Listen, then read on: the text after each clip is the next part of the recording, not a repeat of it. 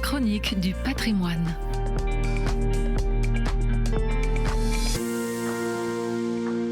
Bonjour à tous, j'ai déjeuné récemment avec une amie à qui j'ai parlé des missions des chantiers du Cardinal et de mon poste à la com, et précisément des chroniques sur KTO.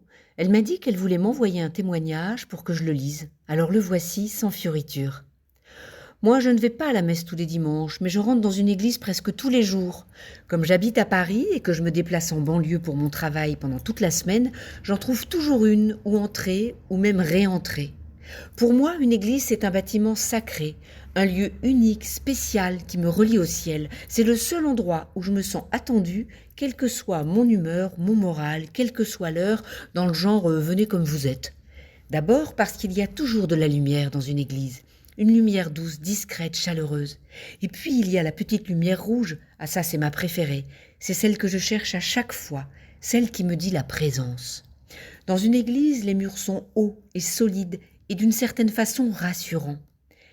Il y a le calme, quelques murmures et la paix. J'aime les vitraux, anciens ou contemporains, peu importe. C'est la lumière qui passe à travers et les histoires qu'ils racontent qui me parlent. J'aime quand il y a des voûtes, ces formes arrondies, le vertige quand elles sont hautes, la symétrie, l'équilibre parfait, parfois depuis des siècles, parfois juste des décennies, peu m'importe, le temps ne compte pas, c'est l'élan que ça me donne.